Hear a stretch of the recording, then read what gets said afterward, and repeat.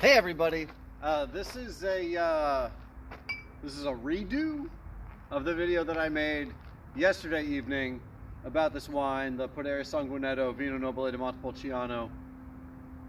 I'll just call it Vino Nobile from here on out.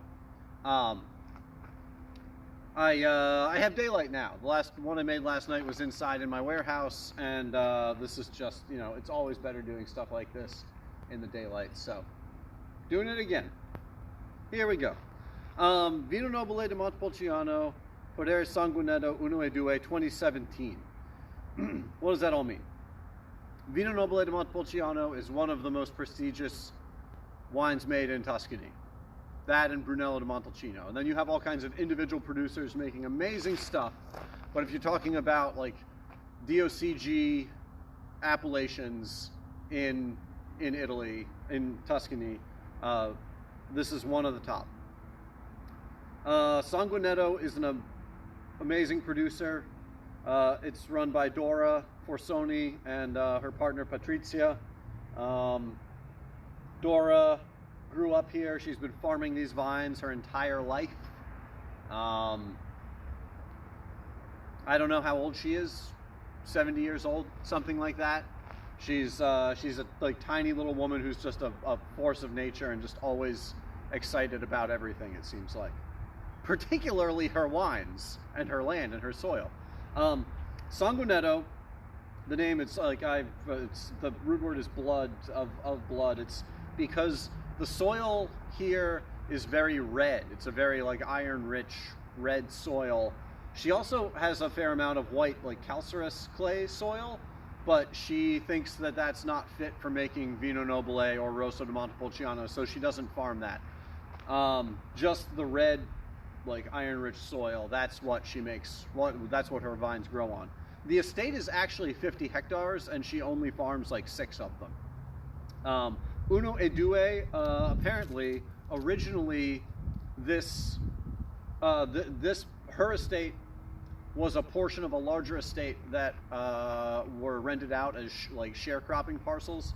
So this is parcels 1 and 2, or what originally were parcels 1 and 2. Now, you know, long ago, and then got broken off into a separate individual property. So she grows a bunch of traditional grapes for her white. She makes a limited amount of Bianco Toscano that I made a video about a couple weeks ago, because I just got this in, so that's why I'm super excited about it. Then for reds, she grows Momolo, which is a local blending grape, Prugnolo Gentile, Canaiolo, and there's something else I want to say that's not listed here. It's like Vernaccia Toscana or something else interesting. Anyway,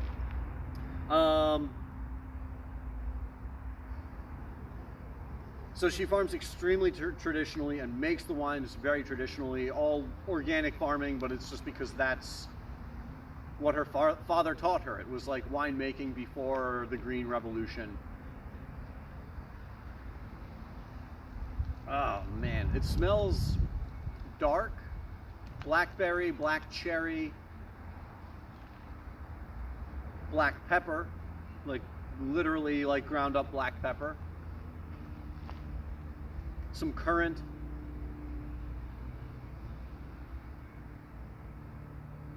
tiny bit of smoke, tiny bit of smoke, but it's like, it's not just fruit, it's like fruit, like a lot of dark black fruit, some dried fruit, black pepper. It's attractive, inviting, not like super, not like exploding out of the glass, but like it's attractive, it's inviting. It also, like, you can tell the wine means business. Like, this is a serious red wine that you're about to drink.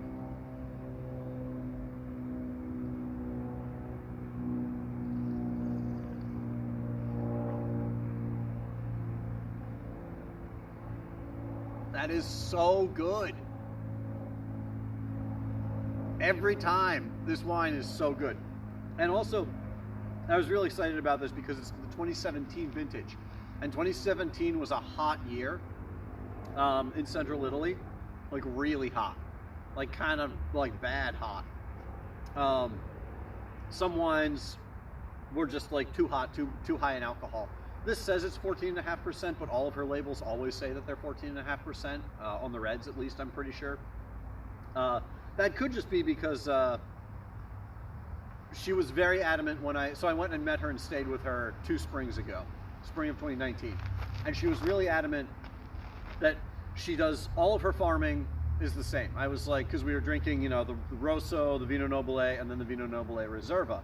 And I was like, do you know, are they different parcels? Do you farm them separately? Do you like produce more grapes for the Rosso and stuff? And she was like, no, I make one wine. I farm everything the same.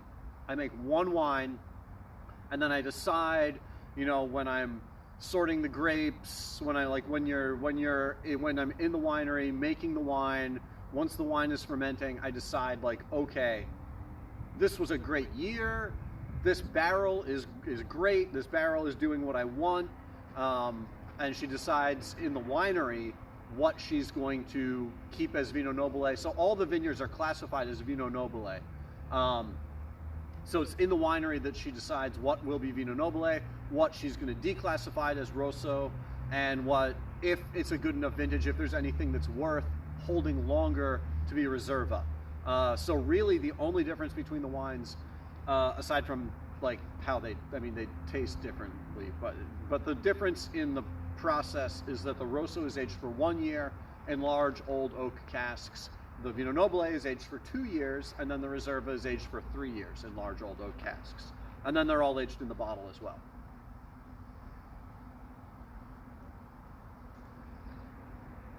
Anyway, so 2017, hot year. Fantastic. Doesn't taste like it. Like, it's deep and it's powerful and it means business. It's ripe and it's like pretty approachable and like open and expansive. But it's not like overdone. It's not like tired. It's not, the alcohol isn't too high. You don't really notice the alcohol. It's really fantastically made. Like, this is impressively integrated, impressively, like, all the flavors are impressively interwoven together here. Let's talk about the flavors.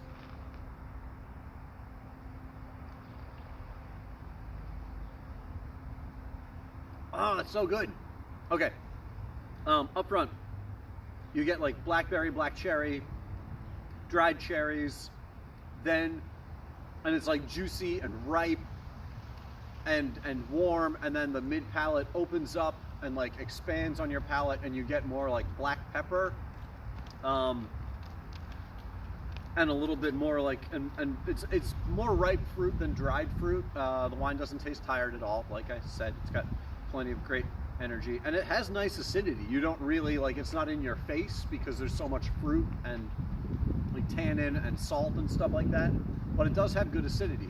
So the mid palate, then some, along with that pepper, saltiness, there's this saline that comes in, and that's part of what makes it feel like the wine is like expanding and like filling your palate there, hitting more of your taste buds.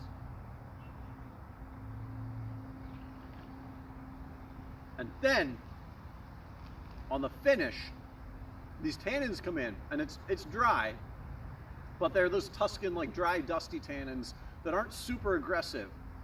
And along with it, you get this like amaro, this hint of like amaro, like burnt orange peel, like dried apricot. It's so good. It's so good, and it lingers.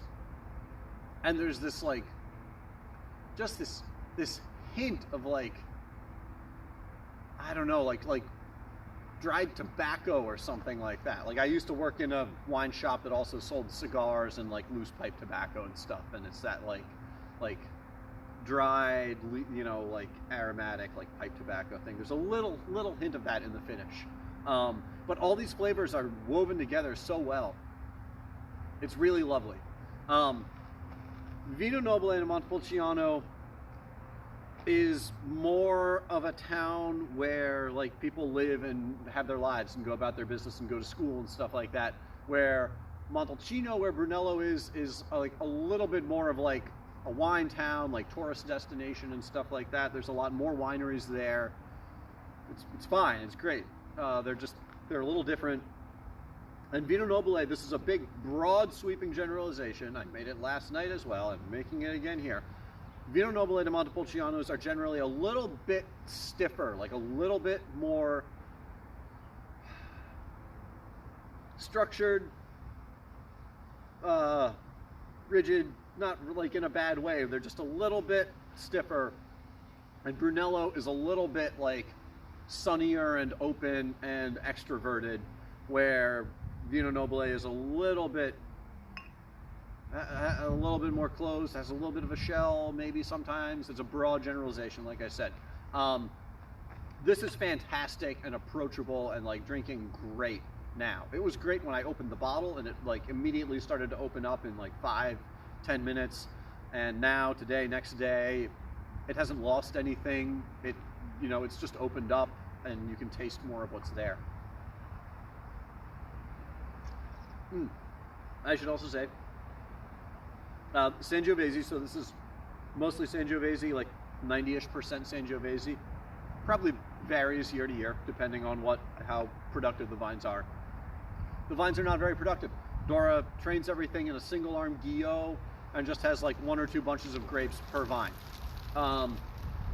Sangiovese here in Vino Nobile, in Montepulciano, Sangiovese is called Prugnolo Gentile, and it is, a lot of people will tell you that Prugnolo Gentile, it's just Sangiovese Grosso. It's the same stuff that they grow in Brunello, that they grow in Chianti Classico, Carmignano, all of this. That's true if you go and you buy your Sangiovese from like a big winery supply company that sells like, vine cuttings that are already grafted and ready to go, starts. But in Montepulciano, they do have their own like traditional Sangiovese, vines that have just like been there for hundreds of years and that have been propagated through muscle selection, just sticking branches in the ground and letting, cloning it that way. And that's what a lot of Dora's vines are. So Dora's vines really actually are Prugnolo Gentile. Like, this is old school, traditional clones of Sangiovese that are local to Montepulciano. And like I said, I think her family moved here in 1968, and so she started farming here on this land shortly thereafter, and that's what she's done with her entire life. And they haven't changed anything. So she's a real like keeper of the flame here. And there's a passenger train that's coming. I can hear it, and I'm trying to finish this now before it gets here. This wine is amazing, and you should go get it, because I only got 10 cases, and that's it forever. So go get it quick. Here comes the train.